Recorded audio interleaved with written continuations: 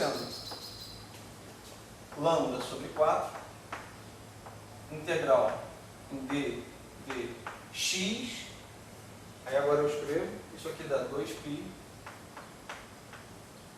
d sobre 2, gama, d sobre 2, 1 menos d sobre, menos 2, né? D menos 2, sobre d menos 2, lambda, d menos 2, φ ao quadrado de x. Tá? O que isso significa? Isso significa que, ao fazer essa integração aqui, ou seja, ao fazer a integral funcional em φ chapéu dessa inserção aqui, o resultado que eu obtenho é esse bicho aqui. Tá? Agora, esse bicho, ele poderia ter sido produzido a partir de um termo desse tipo aqui, ó. Exponencial. Bom, tem um sinal negativo na frente que eu não coloquei. Mas, lembrando, esse cara aqui, ele vem quando você expande uma exponencial que tem um sinal negativo na frente. Então esse cara tem um sinal negativo na frente. Então, só para isso aqui. Esse termo, ele viria de um termo desse tipo aqui, ó. Integral em d dx desse troço aqui, lambda sobre 4, φ quadrado. Se você expande essa exponencial aqui, viria esse termo aqui, menos, que é esse cara que está aqui. Tá certo? O que eu quero dizer é o seguinte: esse termo aqui é um termo quadrático em φ, que é o campo que ainda vai ser integrado. Né? Nós fizemos a integração sobre φ chapéu. Ainda tem que fazer a integração sobre φ. E como esse termo é um termo quadrático em φ, eu poderia reabsorver esse sujeito aqui, que é quadrático em φ, na massa que aparece na minha ação em φ. Porque eu lembro a você, o que a gente tinha era integral em dφ lambda da exponencial de menos s de φ. Eu vou chamar aqui φ til, para a gente lembrar que esse é o campo completo. Tá? Essa integração foi dividida em dois pedaços. Então ela foi dividida em uma integração em φ, tá? E essa integração em φ, eu lembro a você que a gente conseguia puxar uma exponencial de menos s junto com ela, vezes uma integração em φ chapéu, tá? De um objeto mais complicado, que dependia tanto de φ quanto de φ chapéu. É isso? Pegamos esse objeto e expandimos em série de Taylor aqui. Tá? Escolhemos um termo, esse cara aqui. A gente sabe que tem infinitos termos. A gente escolheu um e calculamos a integral funcional sobre ele em φ chapéu. Tá? O resultado dessa integração foi esse termo aqui. Certo? Esse termo aqui, é claro que o meu argumento aqui não está completo. Daqui para cá existe um passo, você tem que se convencer ainda disso. Mas você poderia reorganizar essas contribuições em uma exponencial. Tá? Mas isso não... Se você não conseguir enxergar isso agora, pelo menos aceite que isso aqui poderia vir dessa exponencial, da expansão dessa exponencial aqui. Tá? Então, essa integral aqui, quando feita para pelo menos aquele termo que eu separei no último quadro, resultou nisso aqui. Tá? Bom, você tem S de φ aqui, S de φ ela tem uma parte que vai ser meio dmi φ ao quadrado mais m ao quadrado sobre 2 φ ao quadrado mais lambda sobre 4 fatorial φ a 4. Então ela tem uma parte que é quadrática no campo φ, que é o termo de massa. O resultado dessa integração aqui em φ chapéu foi a exponencial de um termo quadrático em φ. Tá certo? Então eu posso agora juntar esse termo com esse termo. Tá ok? Então eu posso escrever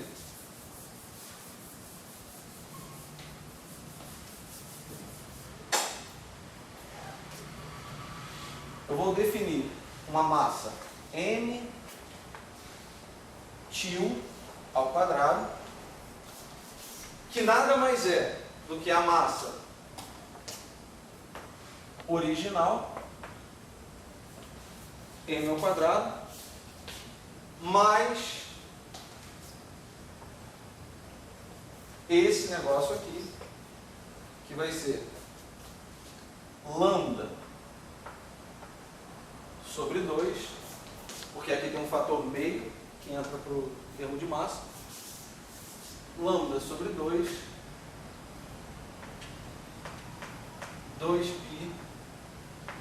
d sobre 2 gama d sobre 2 1 menos b d menos 2 d menos 2 lambda d menos 2 φ ao quadrado. Tá certo?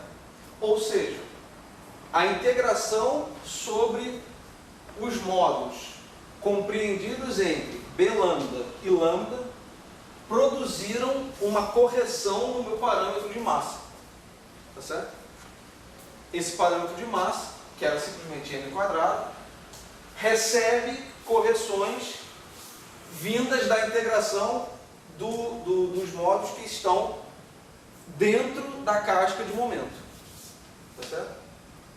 E essa é a correção.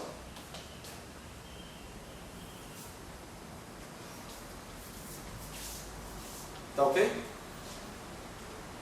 Agora, isso aqui foi só um termo. Existem infinitos termos. Certo? Em particular, eu vou tomar potências desse termo aqui. Concorda? Então vai ter uma hora que eu vou pegar esse cara aqui e elevar ao cubo. Então vai aparecer aqui φ ao quadrado ao cubo, φ chapéu ao quadrado ao cubo. Certo? Eu integro o campo φ, mas o campo φ chapéu, mas o campo φ continua intacto. Então eu vou ter alguma correção à minha ação que depende de φ ao cubo. Mas φ ao cubo não faz parte da ação original. Certo? Eu não tenho φ ao cubo, não. É φ quadrado ao cubo, ou seja, φ a sexta. A minha ação original, ela não tem termo de φ a sexta. Mas, o que acontece? Quando eu faço a integração sobre um pequeno intervalo de momento, eu gero todos os tipos de interação entre campos de potências arbitrariamente grandes. Ou seja, a ação efetiva, no sentido de que é a ação que descreve o fenômeno agora até uma escala b lambda e não mais até a escala lambda, ao simplificar o meu intervalo de integração, ou seja, eu não quero mais integrar até lambda, eu integro só até b lambda. O preço que você paga é introduzir uma série de interações novas na sua ação que compensem o fato de você já ter integrado sobre essa pequena casca de momento. Tá? Então, antes eu tinha uma teoria definida pela ação S de φ, que era integrada até um cutoff lambda. Essa ação é levada até uma ação linha, uma ação nova, que é válida até uma certa escala B lambda, mas essa ação é modificada de maneira que a integração dos modos que estão compreendidos entre lambda e B lambda, essa integração resulta em novos termos que aparecem na ação de interação do tipo φ a sexta, φ a oitava, φ a 314, certo? E mais do que isso, é porque aqui não dá para ver ainda, mas quando vocês pegarem, por exemplo, se vocês pegarem esse termo aqui, acho que se vocês pegarem esse termo mesmo, elevar ao quadrado, vocês vão ver que existem interações envolvendo derivadas. Ou seja, vão existir termos do tipo φ quadrado, não, desculpa, dmφ quadrado vezes um certo parâmetro na frente. Então vocês vão começar a gerar termos com interações derivativas também. O que eu quero dizer com isso? Isso é uma coisa que a gente não vê em geral, esse procedimento.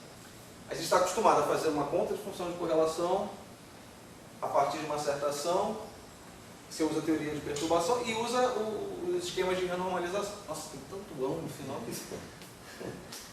Mas, quando você quer entender qual é a forma da sua ação, você começa a ver que, na verdade, a ação efetiva que descreve agora o seu fenômeno físico, uma certa escala de energia menor, ela envolve uma proliferação absurda de interações novas. Certo? E por que eu estou dizendo isso? É claro que se você vai fazer esse procedimento, a gente fez aqui de lambda até B lambda. Agora você pode fazer de B lambda até um B' lambda. Você pode fazer essa integração casca por casca. Né? Você pega isso aqui, você integrou isso aqui, agora você vem, desenha outra casca, integra até aqui, você desenha outra casca, integra até aqui, e assim vai. Então você vai construindo qual é a sua ação para cada escala de energia que você vai diminuindo aqui. Como a gente viu, no final da história, essa integração funcional vai se relacionar com a ação quântica da teoria. E é justamente esse fenômeno de ter uma proliferação de novos termos de interação, novos termos de interação derivativa e tudo mais, que faz com que a ação efetiva seja algo extremamente complicado. Então, a princípio, a sua ação efetiva, a sua ação quântica, ela tem que ter todos os termos de interação compatíveis com as simetrias da sua teoria. Em particular, essa é uma teoria lambda φ4. Vocês sabem que ela é uma teoria que tem a simetria discreta φ que vai em menos φ. Então, a sua ação efetiva tem que ser uma ação que satisfaça todas as simetrias usuais da teoria, variância por relação e tal, mas também que obedeça φ indo a menos φ, e você tem que escrever todos os termos de interação que satisfazem isso. Isso envolve φ a quarta, φ a sexta, φ a oitava, φ a 10, φ a 12, e assim vai. E a sua ação efetiva tem todos esses termos. Ou ainda, se torna impossível escrever a ação efetiva de uma forma fechada, pelo menos nessa parte de teoria de perturbação. Por que eu estou falando isso tudo? O objetivo que a gente tem agora, dada essa discussão, é tentar escrever uma equação que determine a ação efetiva. Certo? O grupo de renormalização funcional ele é baseado em escrever uma equação que é satisfeita pela ação efetiva. A gente acabou de ver que a ação efetiva vai ser um bicho extremamente complicado. Tá? Então, escrever a ação efetiva de uma forma fechada está fora de cogitação. Mas a gente sabe que não importa o quão complexa seja a ação efetiva, ela tem que satisfazer uma certa equação. Então, qual é a ideia? Pegue uma ação efetiva que você queira, obviamente que satisfaça a certos requisitos, Ou seja, você não pode querer descrever uma teoria de gravitação usando um campo escalar. Então você escolhe simetrias compatíveis com o problema que você quer estudar, escreva uma ação efetiva e jogue nessa equação do grupo de renormalização funcional. A equação do grupo de renormalização funcional vai colocar certos vínculos que essa ação efetiva que você chutou tem que satisfazer para ser uma ação efetiva de fato. Tá certo? E toda a engenharia desse processo está em saber construir uma ação efetiva razoável e saber colocar essa ação efetiva dentro da equação do grupo de normalização funcional e extrair como que os coeficientes desses termos de interação, ou seja, aqui, se eu quero considerar um termo de interação φ sexta, esse termo ele vai ter um coeficiente que a princípio é um parâmetro que corre com a energia. Então ele tem uma função beta. Como é que eu calculo essa função beta? E aí o grupo de renormalização funcional vai dizer a você como faz isso. Bom, eu sei que a aula de hoje é um pouco estranha. Então o que eu recomendo? Eu recomendo que vocês façam a leitura desse, pelo menos da primeira sessão desse capítulo, e que basicamente ele vai discutir essa conta. Eu tentei colocar alguns detalhes mais explícitos aqui, para dar conta para vocês. Mas, isso aqui, a ideia dessa conta, que hoje eu já tinha imaginado que ia acontecer isso, ou seja, hoje eu ia fazer a conta, mas não ia explicar para vocês por que eu fiz a conta. Então vai ficar um certo buraco de compreensão por que a gente fez essa conta. E aí na próxima aula, o que eu pretendo discutir um pouquinho, é a ideia do grupo de renormalização. Ou seja, o que essa conta tem a ver com o grupo de renormalização? Ou por que essa conta motiva a introdução do grupo de renormalização? E aí eu espero que seria bom se vocês, para a próxima aula, tivessem repensado um pouquinho nessa conta. Ou seja, dá uma lida no Peskin, refaz as contas, para vocês entenderem bem a notação e tudo mais, para a gente, na próxima aula, conseguir discutir um pouco a noção do grupo de renormalização do ponto de vista de Wilson, e aí sim tentar entender para que trocar isso pelo grupo de renormalização funcional. Então a aula de hoje é uma espécie de começo de uma motivação que termina sem motivação alguma, mas que, bom, pelo menos tem esse resultado. Você ganha uma correção para a massa quando você integra. Mas fica uma coisa meio em aberto, porque a gente fez essa conta e tal, e eu espero que na próxima aula a gente consiga fechar isso. Tá? Bom, então é isso.